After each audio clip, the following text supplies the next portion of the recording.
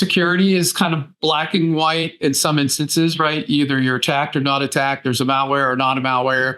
You're logging, not monitoring. It's kind of the interpretation of what you do and how to manage the level of threat that drives you into the risk world.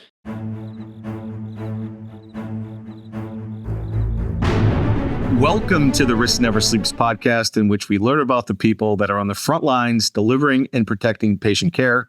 I'm Ed Gaudet, the host of our program, and today I am pleased to be joined by Jigar Kadakia, the Vice President and Chief Information Security Officer for Emory Healthcare out of Atlanta.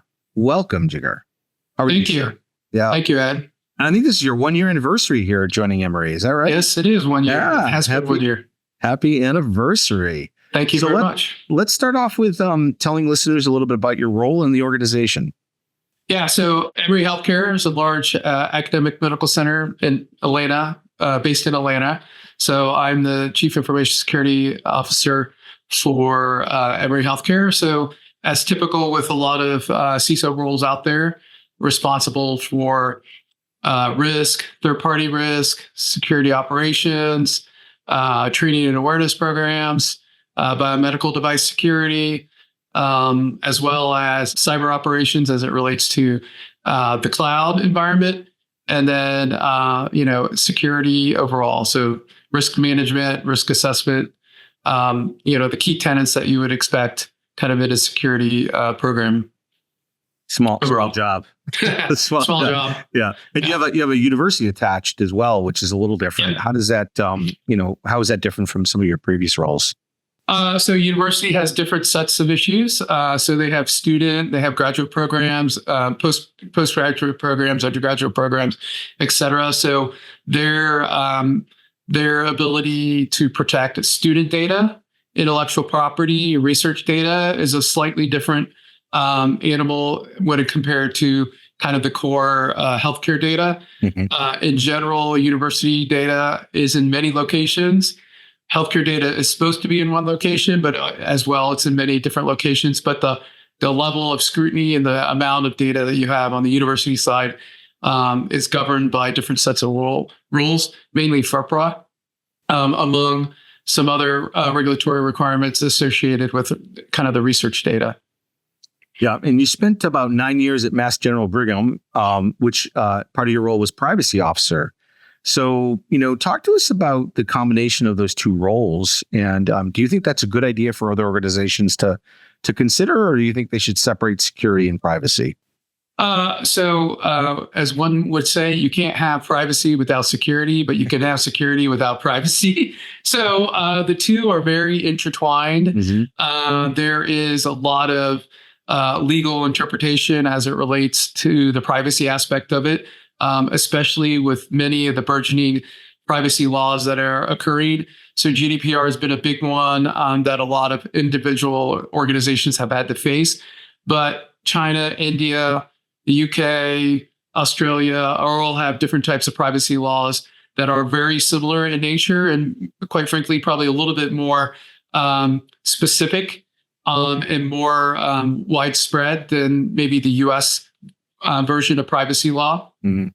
California has always been the spearhead or the leader as it relates to patient or privacy rights in general, including patient privacy rights.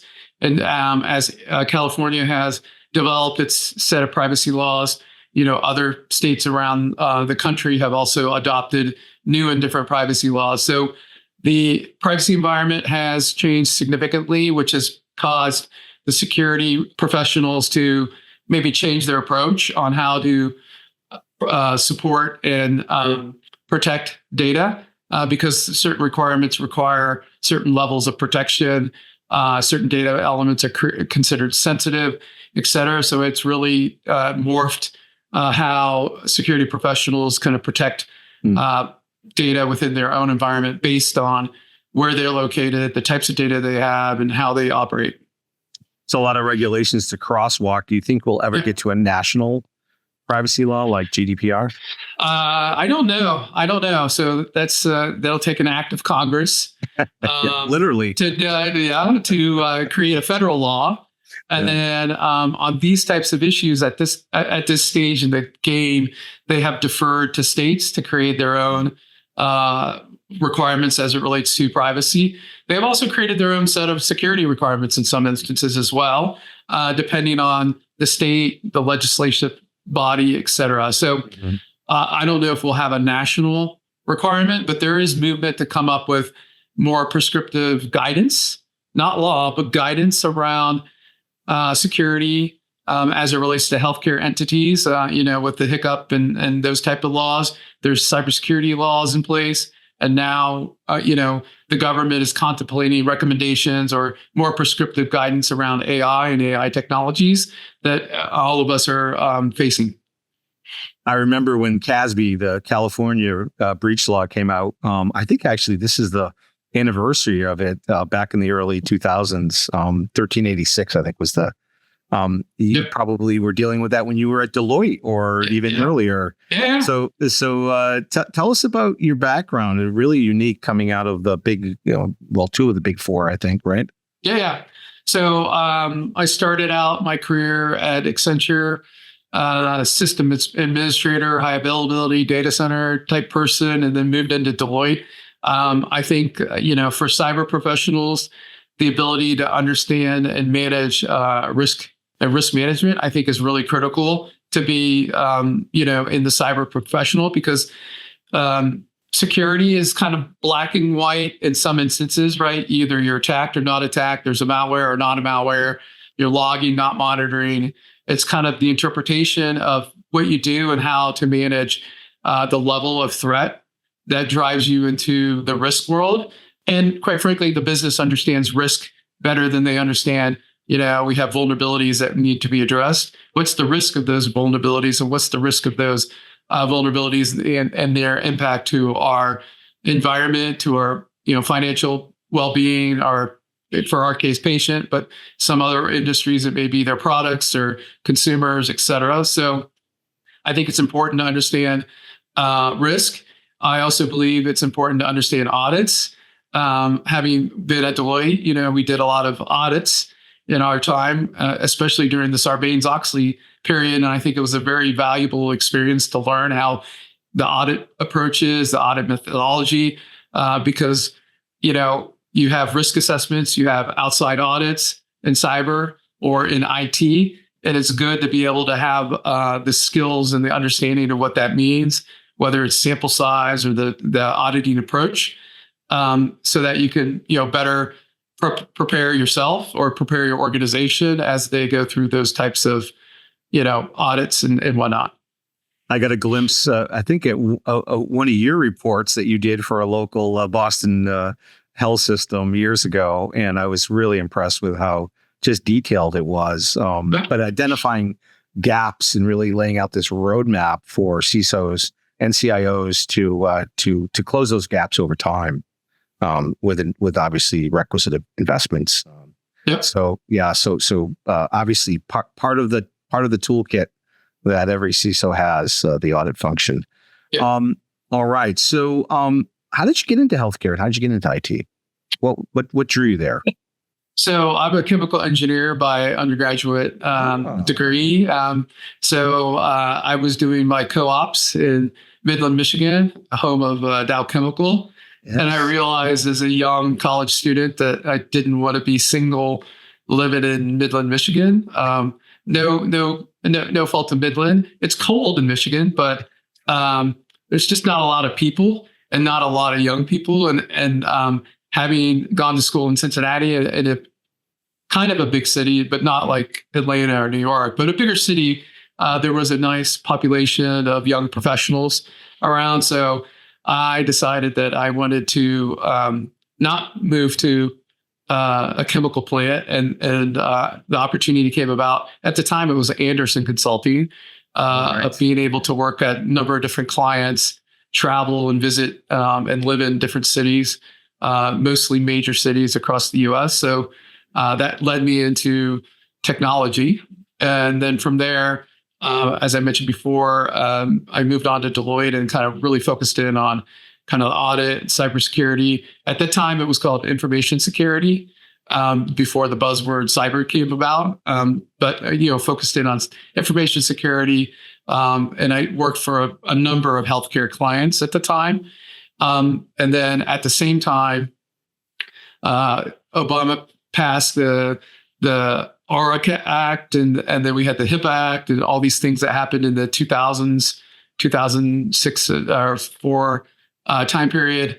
A meaningful use came about, and that's when there was a big focus on moving to electronic health records, meaningful use, and I did a lot of work around meaningful use, which kind of drove me into the healthcare space, which led me into cybersecurity or information security.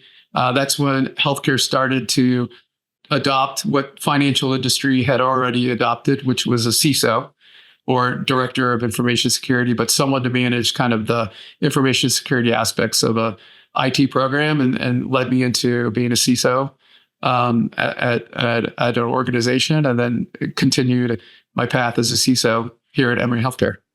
It's amazing to think that the role CISO, it's not that old. Not in healthcare, but in the financial industry, it's been there probably 30 years or so. Yeah, which isn't that old. Isn't that old in the scheme of things? I guess. All right, great. So, there's a lot that's been happening. Obviously, we had the Change Healthcare event. We had the CrowdStrike this week. CrowdStrike. It's like it's cyber. It's the gift that keeps giving, right? What were you affected by the CrowdStrike, and what did it look like, and how easy was it to sort of recover? Yeah, so we were one of the customers. I think they had 26 or 27,000 customers impacted by the blue screen of death. So we were able to react and mobilize fairly quickly, and ensure that we had full patient care by Monday morning. We had armies of people over the weekend, starting Friday, touching keyboards and doing command line stuff that many people never did, and some people did but hadn't done in years ago. And as the weekend progressed, there were different options that became available to speed the process. But at the end of the day, you still had to manually touch every device. Someone had to touch the device, whether it was an IT professional, a volunteer, a nurse, a doctor, but someone had to touch the device. And by the end of the weekend, with all the different updates that were pushed and the options available, in some cases, it was as simple as just rebooting the device. So having someone reboot the device versus going in and doing the code and those type of things. So while it was impactful, it was very impactful for 2 days. I think, for some, it's a silver lining. Part of IT and kind of cyber management of endpoint devices is a typical reboot cycle. Typically, most organizations don't have a scheduled reboot cycle. A reboot device cycle on endpoints helps clean the memory, helps performance, helps reduce staleness, connectivity, etc. So having been able to reboot everything for the first time probably ever, we probably saw some devices come online that we hadn't seen because they were kind of stuck or broken and just needed the reboot. In other cases, probably got better updates to these devices over time because updates got pushed and probably got cached and didn't get rebooted at some periodic cycles. So, there are some silver linings out of this. Clearly, this was very painful, and I don't want to underestimate that. It was a lot of work, a lot of effort by a lot of people, and we had a great group of team members and volunteers mobilized to assist in touching the keyboards and doing all the things that we needed to do to maintain and help our patients. But, post incident, there's always, what are you going to do and how do you improve? Discussions about resiliency. I saw CrowdStrike now is thinking about a metered approach or a rolling approach for updates, and not be smart, all big bang. So something that most organizations would have followed would have been a rolling update approach. And so by having the ability to do a roll and update approach, you can control the number of devices impacted. So if there is something bad, that you can kind of stop and wait till the fix comes in before you kind of roll out. So some things that CrowdStrike has learned, is some things that we'll be able to apply in our environment, and some other things that were positive with regards to kind of the health and hygiene of our endpoint devices. We also found old ones that we replaced as part of this process that probably would have taken some time, but now, in the height of the emergency, we did it much more quickly. Yeah. You always got to look for the silver lining in these events. The good news is most people were able to recover quickly enough. I was hit with it, so I had to deal with it personally.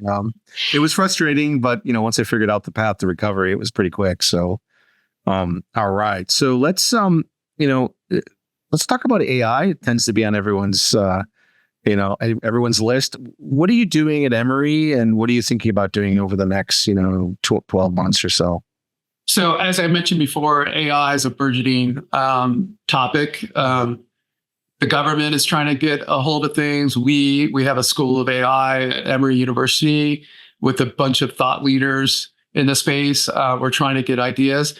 There are multiple facets of AI that people have to be aware of, and dealing with that, it's quite complicated, right? So there's the security concerns, there's the privacy concerns, there's the ethical concerns, there's bias concerns.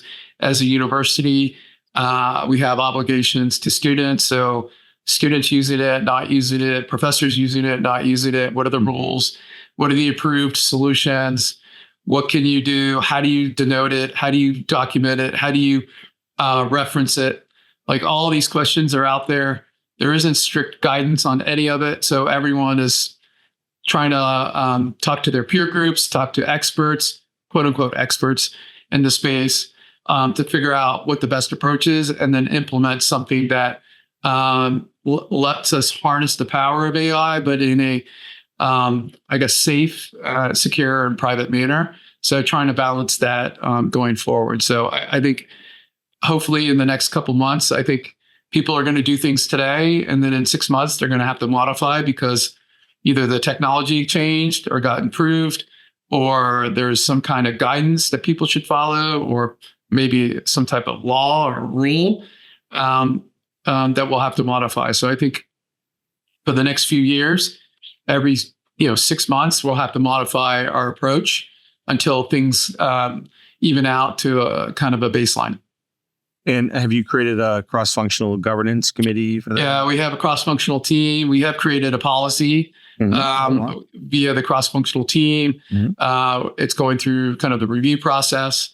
We have a set of AI-approved tools that we have. And we continue to look at new tools and approve those. Some tools are baked into existing processes, and others are add-on tools. And so determining which tools that we want to allow and approve has been part of our workflow, because we want to provide solutions to the end users. And if we can provide them a wide enough selection of tools, then there's a less likelihood of them going and buying something different that we haven't had a chance to review, approve, and put in the proper controls to manage it. No, that makes sense. And we see that pattern quite often across health systems. What other strategic initiatives are you dealing with, or priorities over the next 12 months other than AI? Well, clearly improving the resiliency. So CrowdStrike and Change Healthcare both highlighted the need for improved business continuity, disaster recovery type. So I think most organizations have done some work around this, but with back-to-back incidents, I think it's heightened the focus of, we need to shore up these processes and make sure we properly test and maintain and train our people on those processes. So clearly a focus on business continuity, disaster recovery. As we talked earlier, AI, what are we going to do with AI? How are we going to handle AI? We have governance in place, but what else can we do? Is there things that we need to be aware of? I think is on the docket. Continued evolution of cybersecurity. So the threat landscape in cyber continues to escalate. The threat actors use the CrowdStrike incident to try to do scams and phishing and whatnot. So how do we stay on top of that and move things forward? Identity at the end of the day is the crux of all things in cyber. How do we continue to move to a zero trust model? How do we improve identity? How do we make it easier for users? Those are all kind of big ticket items, I think, over the next 12 months that, we'll look to try to make progress against. Excellent. When you think about working in passions outside of your day job, what would you be doing if you weren't doing this? What are you most passionate of? So I would like to do something maybe where I didn't have to use my brain as much, right? So you say that now, but then when different parts of my brain, right? So there are a lot of activities that we're on a Zoom call right now, right? Yeah. There's a lot of activities, especially on a day like today, that I'd like to be doing outside. Yeah. So any type of activity outside would be cool. As a profession, as you age, it's harder to do some of the activities that you like to do outside. But, I think anything and uses a different part of your brain, building something, constructing something, maybe that's a little bit of my engineering background. That would be something that would be of interest for me, other than maybe sitting on a beach.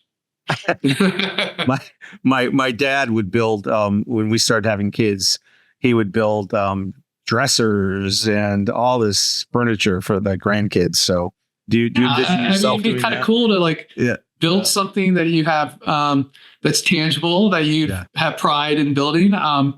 Part of it is a learning experience, and part of it is what the opportunities are and what you can do. So cool. It's just using a different part of your brain, using your hands, and those type of things is just, it's different than typing in a keyboard and talking on a Zoom all day. Amen. You go back in time, what would you tell your 20-year-old self? I don't know. I don't know what I tell my 20-year-old self. I'll tell my 19-year-old twins all the time. Take the opportunities that they have in front of them, and don't be afraid to take risk.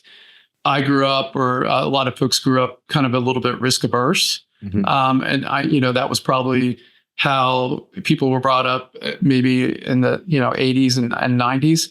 I think the attitude is a little bit different today, and I encourage my kids to try new opportunities. Don't be afraid to fail. I know they're going to fail along the way, but you can learn from failure. And take those opportunities. Like right now, there's so many opportunities for 19 and 20-year-olds that didn't exist when we were 19 and 20. And there's also a little bit of you can try it and fail and move on to another opportunity, where I think when we were 19 and 20, we had to stick through it. We were less about trying things and failing and moving on, because if we failed at it, was considered a failure. I think today it's considered a learning experience. And exactly. At that age group, you can kind of do a lot of learning experiences and be successful. Yeah. And it felt like back then you didn't have the safety net of your parents to fall back on. You sort of were out of the house. You were gone. You were off. It's very rare that you'd come back. Where now boomeranging back. There's a lot of that happens. All right. You're on a desert island. Of course, you come from Cincinnati, WKRP, the greatest rock station ever. What 5 records or movies would you bring to your desert island? So I think I would want a chair, right? Or some kind of chair, an umbrella. Movies. So I like a lot of movies. I don't know what I like. Once I watch a movie, it's hard to watch it again for me. So I'd love to see any new movies. So I'm probably not as, I like movies. I've seen a lot of movies. You like horror movies or thrillers? I don't like horror movies. So I like, clearly I like Star Wars, but I like action movies or mystery type movies. And I'm not opposed to documentaries either. Comedies are funny depending on the time of the time. Albums or books. So I am a huge Jimmy Buffett fan, and I would have some Jimmy Buffett music. Yeah. Probably, and it works well on an island. Right? It works great. Perfect on an island. Books, I would take recommendations on books, right? So I wish I read more, but I don't read as much because you can podcast it and stream it and do those things. Yeah. But I would take recommendations on books for the island. All right. Hardest lesson in your career? Admitting when you made a mistake and accepting when you make a mistake, right? So not every decision, we make or I make is good. And so accepting this decision was wrong or misguided, accepting that and then learning from it, but being able to kind of quickly come up with a different decision or a different approach, I think has been, a learning lesson for me. Good advice. Yeah. The riskiest thing you've ever done? I like to scuba dive, so it's kind of risky, especially when you're, 100 feet under the water and or swimming with the sharks. Yeah. So it's fun. Scuba diving at night is even a more different experience. So different types of fish light up at night versus during the day that you can't see. So it's really cool. And then being able to swim with, the sharks, the sea turtles and other creatures and animals, 60, 70, 80 feet below water is pretty cool. Where's the most interesting place you've had to dive, and where would you like to go? Most interesting is Fiji. And the next place I want to go is the Great Barrier Reef. I hear it's wonderful there. Yeah. A lot of sharks there too. Yeah, for sure. Well, as a cyber professional, we swim with sharks every day. Right?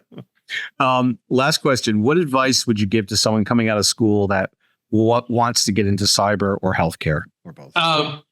So look for opportunities. I don't think you have to have the healthcare knowledge. I think you have to have a good, solid tech knowledge. Mm-hmm. At this point, someone coming out of school, knowledge in the cloud, I think is important, and how to do cyber in the cloud, I think is probably very important compared to kind of your traditional on-prem areas. As I mentioned before, it would be good if they had a baseline knowledge of risk or the ability to audit, because you can quickly get a job in cyber around risk and then move within an organization or move into another organization and focus in on the technical aspects of it. You don't have to be a coder if to get into cyber. You don't have to be a developer to get into cyber. Clearly, those skills are important and will help you accelerate. But you can do it from any position. If you look at the marketplace, there's millions of cyber jobs available. So you just have to want to try it, and you have to have the ability or want to learn. Right? Ask questions, learn. You're gonna have to do some self-study to get yourself brushed up on the concepts and the approaches. Things are changing so quickly. So what you learned in school 2 years ago may not be applicable today, but clearly you have a baseline knowledge. Yeah, great advice. This is Ed Gaudet from the Risk Never Sleeps podcast. And we have been speaking to Jigar Kadakia at Emory Healthcare. If you're on the front lines, protecting patient safety or delivering patient care, remember to stay vigilant because risk never sleeps.